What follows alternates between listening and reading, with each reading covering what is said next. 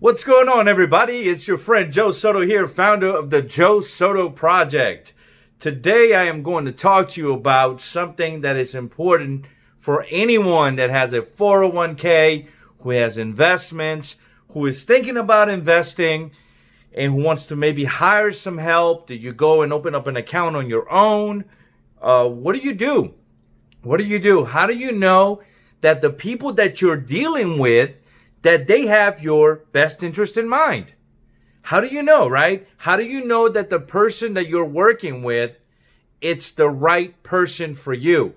So a couple of weekends ago, I was hanging out with some friends and some people asked me for some advice. And this happens often because people know that I am a practicing financial advisor, and people just pick your brain when you're a financial advisor. Just like whenever, I'm hanging out with some of my friends that are mechanics, I'll ask them questions about a certain noise that my car is making. Or, sometimes my doctor friends, I'll ask them medical questions. Well, people ask me financial questions. So one of the things that I realized is that a lot of people just really don't understand the macro level on what it is that you need to look for when you're trying to hire a professional.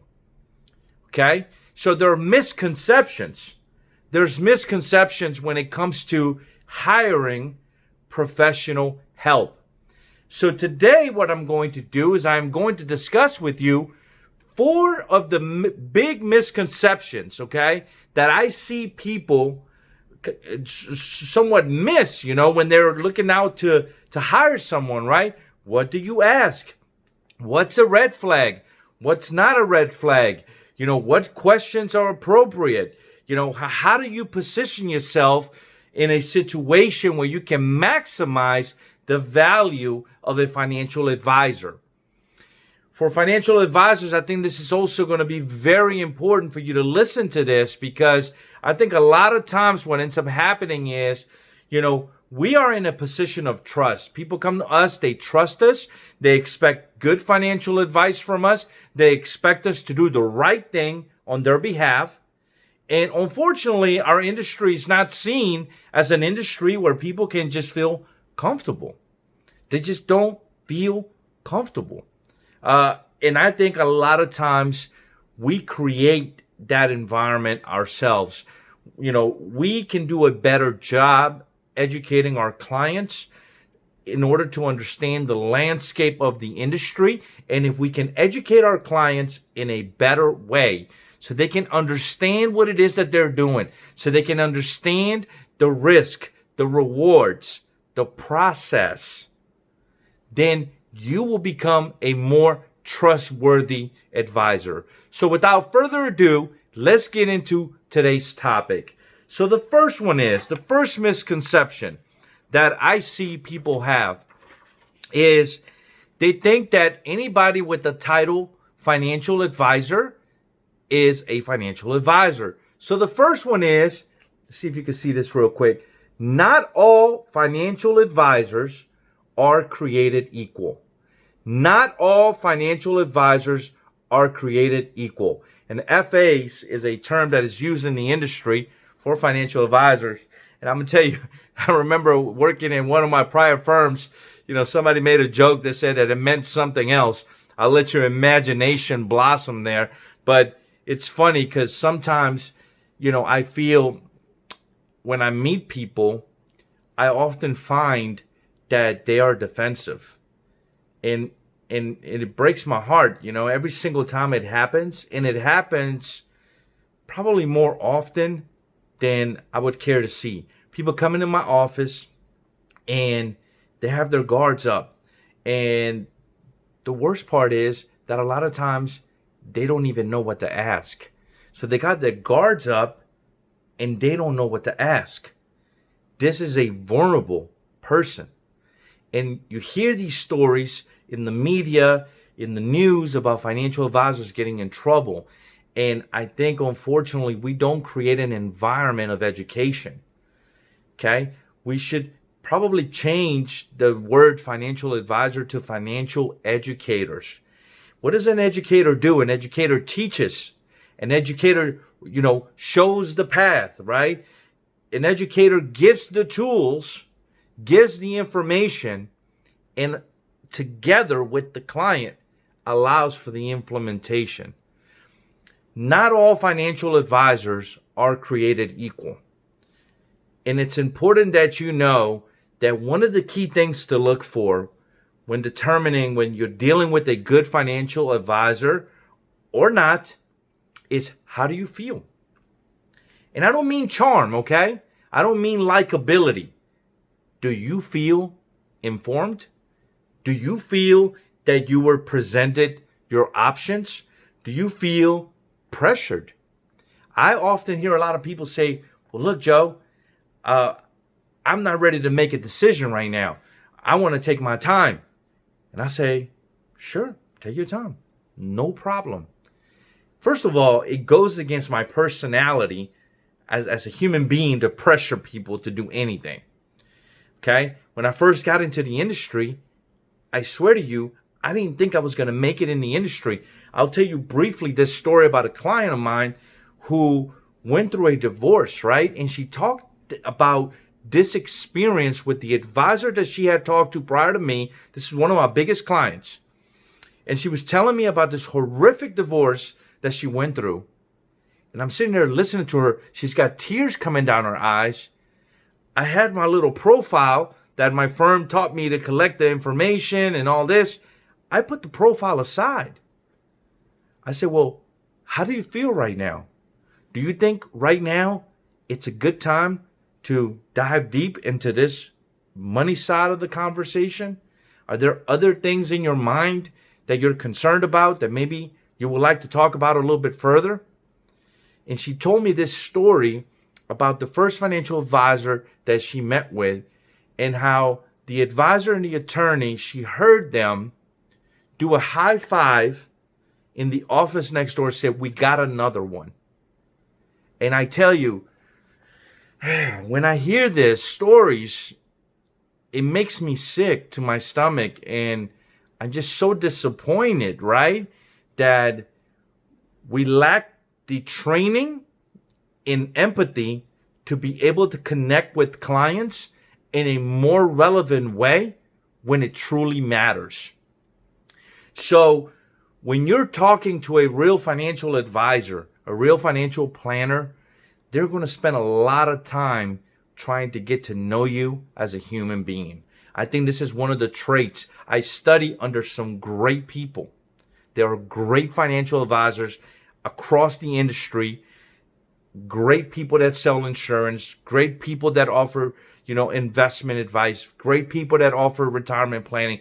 And my challenge to you, the financial advisors in the industry, is, what are you doing to better understand the true goals, the desires, the ambitions, the fears of the people that you serve? Because I think that this is what's going to set you apart. But you as a client, you should know that not all financial advisors, their incentives, that are not all the same. A lot of financial advisors, we're going to talk about this next topic here, is a lot of financial advisors have conflicts. Okay? They have conflicts. And, I used to kind of beat up on these conflicts. And then I realized that, I'm a product of this environment. And that I almost lost my career. I almost lost my clients. I almost lost my business. And I had to almost fight against the status quo to put myself in a position where I can say truly that my goals and objectives are aligned with my clients. But at the same time, I have to realize that not everybody has that privilege. That some people do have to work for the big investment firms. Some people do have to work for the banks. And that it's difficult for these folks to go on their own because, it's like leaving your job and starting a business, right? So I level with these folks. But the consumer needs to realize that different models have different interests aligned, okay? you're not always first in the agenda.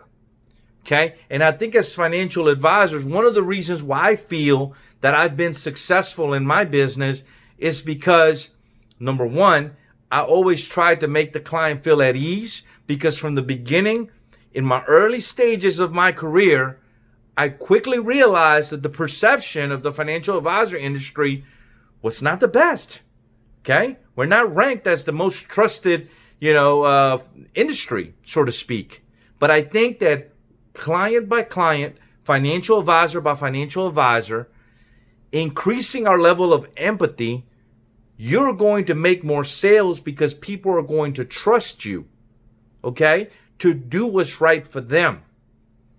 Part of that trust has to come from an education of understanding what it is that you do well, and also understanding the things that you do not do well.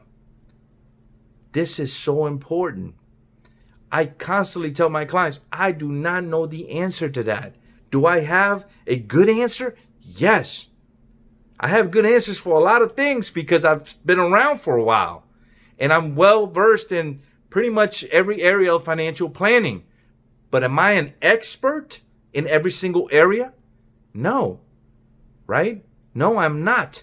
And I'm not afraid to tell my clients, look, I don't know the answer to that. This is the reason why I brought on a CPA firm. This is the reason why I brought on an estate planning team. And this is the reason why I now have a national team of people that actually help me and are resources for me to help me implement the things that I need for my clients. If you're a financial advisor and you're watching this, think about that for a minute. Stop trying to be everything to everyone and start building a team. The John Doe team, the Mary Smith team. And this is how you are going to build trust with your clients. Another misconception, big mistake here that I see a lot of people. Research. Okay? Research FINRA and the SEC. Look, after you close this video, you can go to the FINRA website. You can go to the SEC website. You can pull my information up if you want.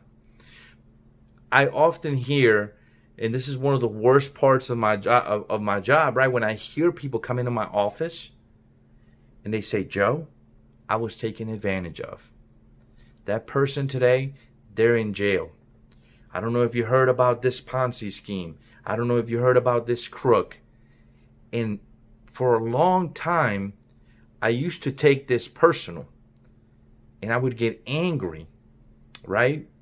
And I still kind of do.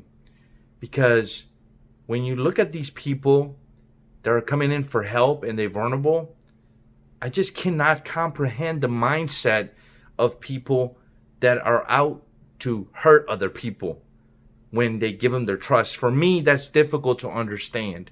So for you, the consumer, is so important that you do your research. Okay? This is public information in FINRA and the SEC. Okay? BrokerCheck.com is one of the websites. I don't know if it's .com, but if you just Google BrokerCheck or you just Google Find My Advisor SEC, there should be an SEC website. We can plug in their name. So many issues can be avoided if you follow this step.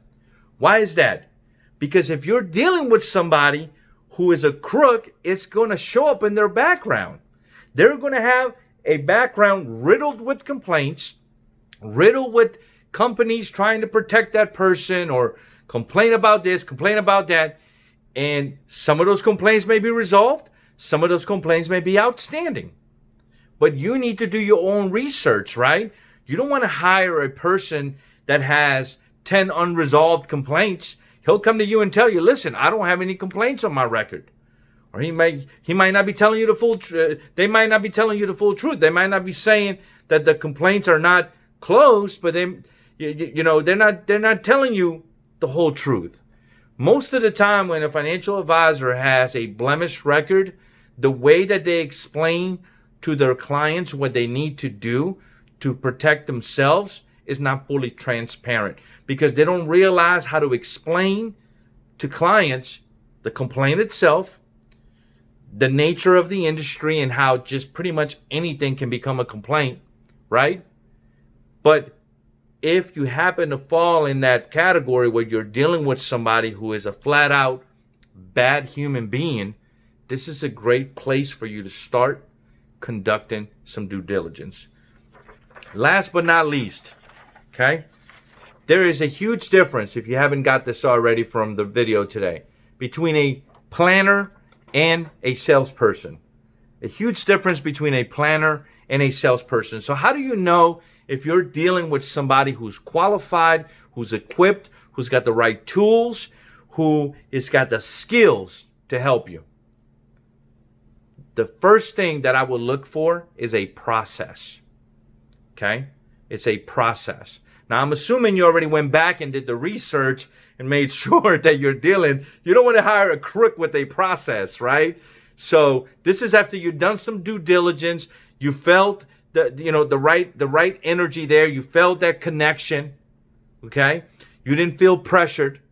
All right? But one of the next things that you want to look for that separates salespeople from true financial advisors or true financial planners is a process and a system. Okay? Now, if your situation, look, I have a couple of clients whose situation is unique and I customize their process. Okay? But there is a process nevertheless. Where does the research come from? Is there a process for the research? Is there a process for the implementation? Is there a conflict in the research? One of the things that I often see is that whenever you're dealing in certain environments, the same corporations, they make so think of it this way, right? It's like when you go to Sam's and Sam's has their own brand.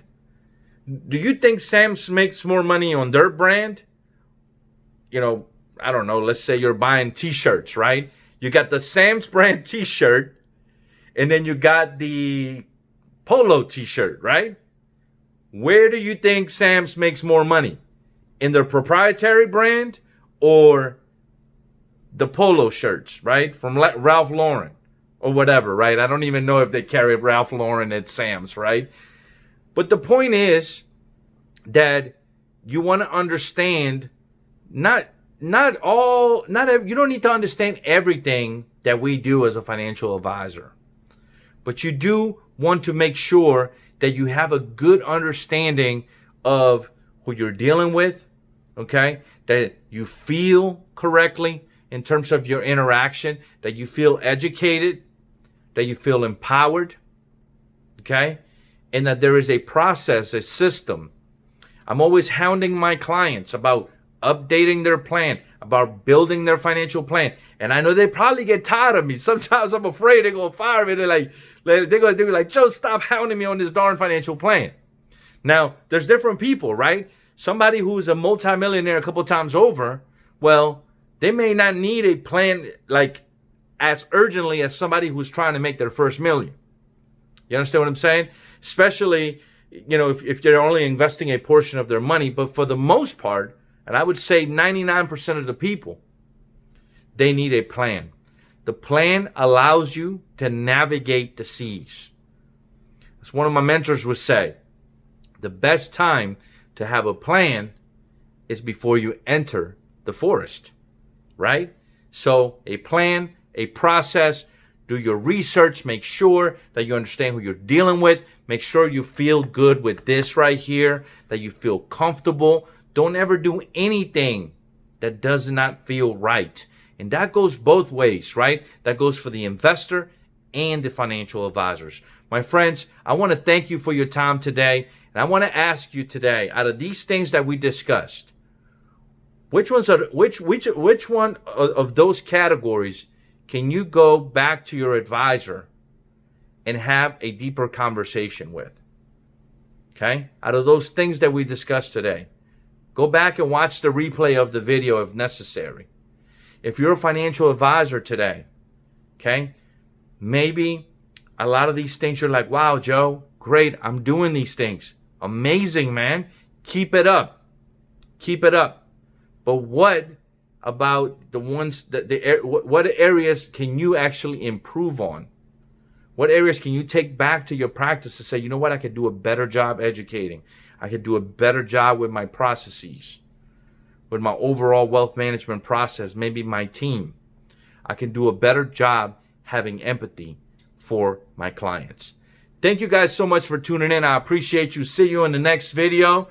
Make sure you check out my blog at thejoesotoproject.com.